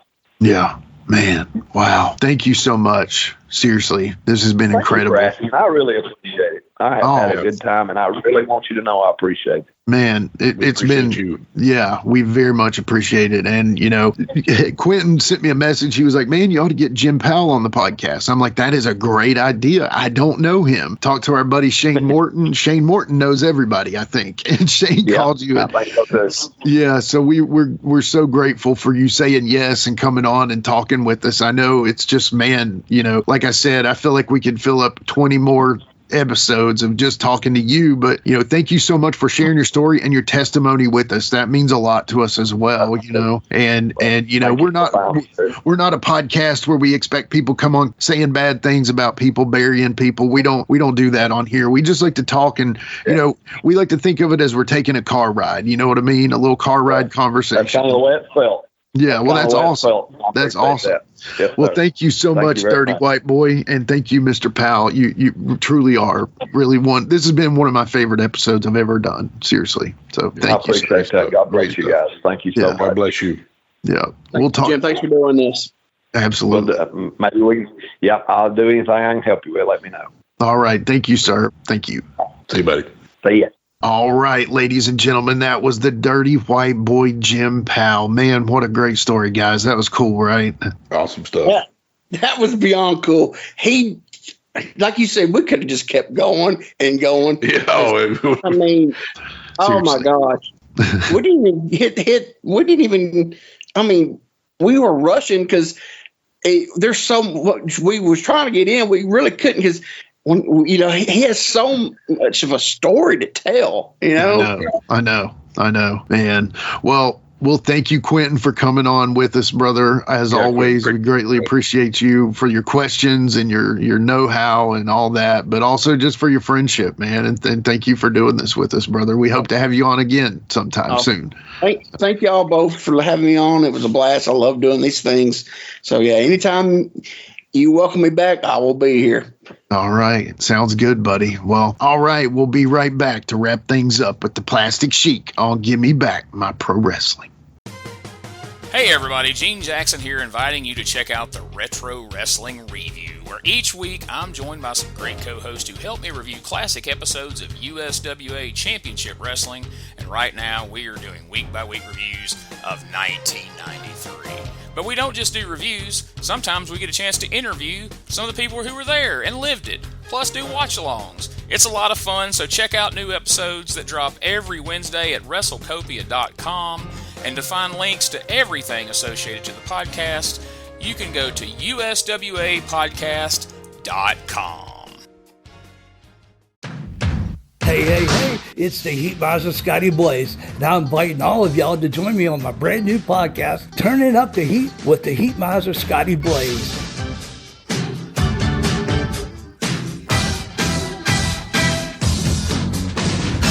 So what are you waiting for? Come on over and join me. I'll be covering all the events of the day, global, national, pop culture, movies, gaming, whatever sounds interesting. But I'll also be playing some awesome skating shuffle music from the 70s, the 80s, the 90s, the 2000s.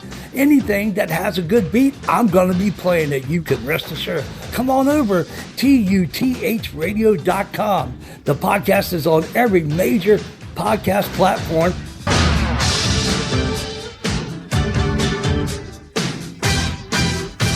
See you then.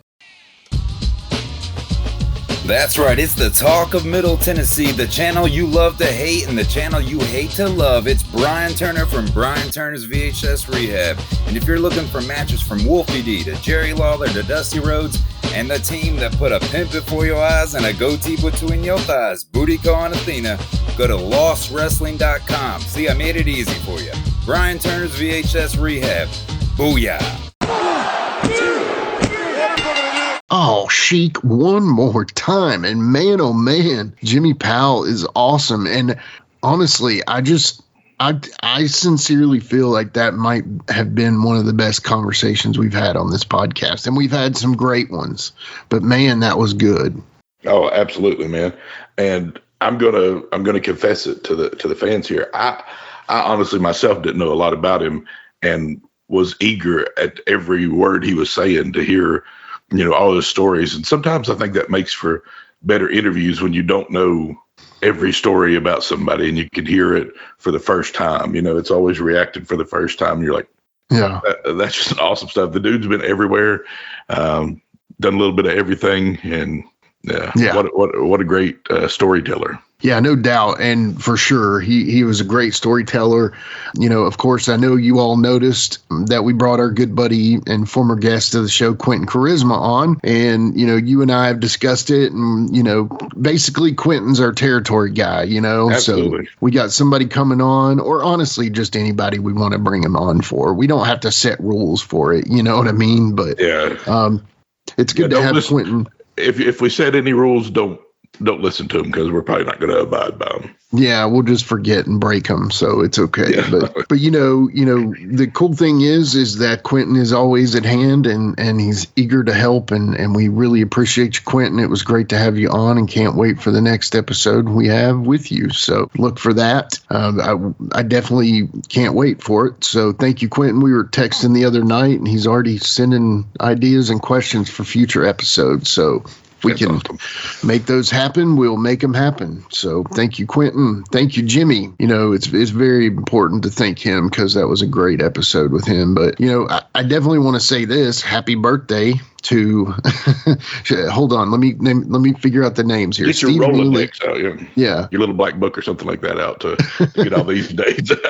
I need to. I ran out of room on the 26th, but happy birthday to you. Obviously, happy birthday to Paxton, Little Sheik. Happy birthday to Doug Markham. Happy birthday to Steve Neely. Happy birthday to Gator McAllister. Happy birthday to the guys that are on that same day that Ben Jordan's related to, maybe his brother, but Macaulay Culkin. Macaulay Culkin. Yeah, him too. He's a wrestling fan. So there you go. But yeah, I'm sure there's many more we're forgetting. So. What a crazy day for all you guys, man. That's so crazy. Crazy bunch of birthdays. So y'all gotta form a club or something. So the August 26th Horsemen. Yeah, exactly. Unfortunately, a little sad, surprising news on that day as well yesterday. Talk about that, Sheik. Yeah, man. I'm sure most of the world knows him as like Psycho Sid or Sid Vicious, Sid Justice. But man, what a big man. Yeah. He had that menacing look in his face, like he was like Psycho kind of. So it always kind of made it more believable. Yeah, definitely. It's a sad news. I mean, 63. Let me just tell you, if you're younger than me, I'm 43 now. But if you're younger than me, let me just tell you that the older you get, the younger 63 seems. So no doubt. Seriously, man. It definitely doesn't seem old. But yeah, 63 years old, had been battling cancer, and nobody seemed to know it. What a weird. Right, yeah. I think very few people knew it at all, if anybody did. So, obviously a very private man, but very sad to hear that. Our thoughts and prayers go out to his family. I think it was his son who posted it on Facebook. So he's got a wife and two sons, I think grandchildren too. So yeah, I've said it many times, but if you were to blindly draw a pro wrestler, Psycho Sid is probably one of those guys that you would draw. And you didn't even have to know who he was. It would just be him. So for sure, rest in peace, Sid, the ruler of the world. Yeah. Former Four Horsemen. I mean, he always had some funny promos, even if he didn't mean to be funny, talking about. I know, did he mean to be? I don't know. Sometimes I've wondered about that one. Did he mean to do that, or was that just a goof in his head? Yeah, I think it made sense in his head, but unfortunately, when it came, and then it was to Hall and Nash, which, obviously they're going to make fun. They were the cool kids then, so it was hard to, And then, I've seen so many videos. Obviously, you made one where he's beating up a jobber that wouldn't sell, and his defense, he wasn't beating him up like Spivey was. No, but I mean, and then of course, the flattened Goldberg car, which was awesome. Goldberg flattened his car that time, and then probably the one I saw too much yesterday that still gives me the heebie-jeebies. Is the leg break? Oh, the leg break off the turnbuckle there, and in a Scott Steiner match. And man, neither Scott nor him at that age, at that time, belonged on the top rope. I'm sorry. That just, I don't understand why he was trying to do it. I mean, I know it's kind of a move he could do and could do to anybody and whatever, but putting him up at any heights and to jump down and put all that pressure on one leg. I mean, ooh. Yeah, horrible. One of my favorite things he ever did, though, was after Royal Rumble, the camera's on him, it's panning back to Hogan, and then the camera picks it up, and the microphone on the camera picks it up where he just says, "I'll kill you." I'll kill you. Something always cracked me up about that. So that was the 92 Rumble. So yeah, I mean, he was a 2-time WWF champion, WWE champion, whatever you want to call it. Yeah. Main evented 2 Manias. Yep.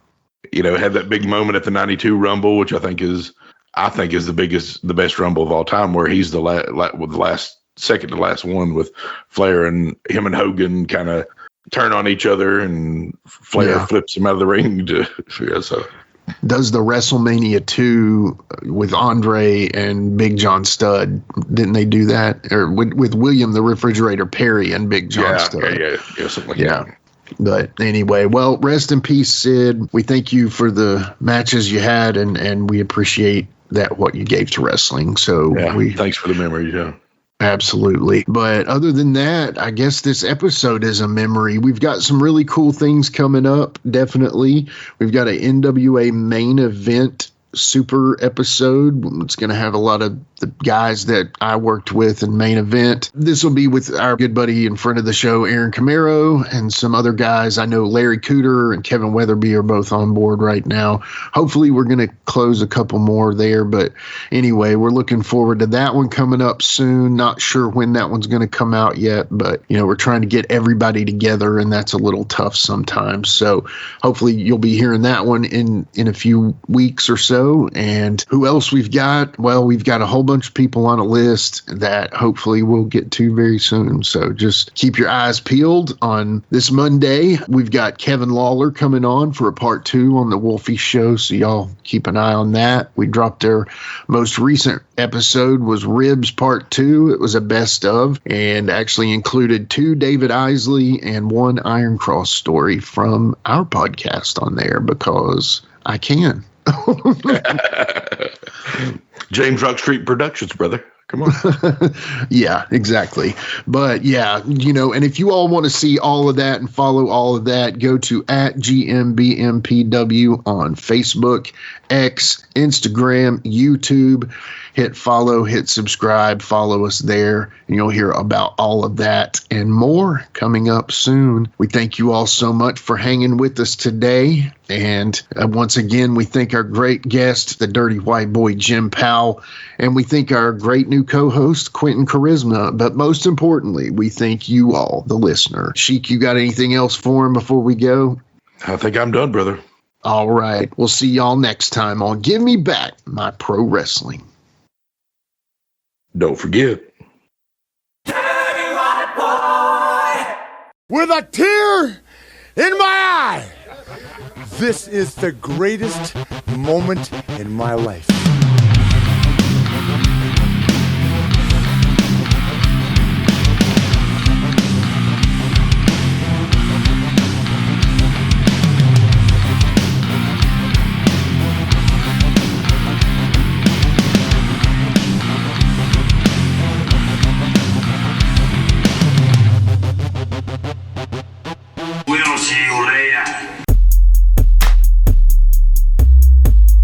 This has been a James Rock Street production.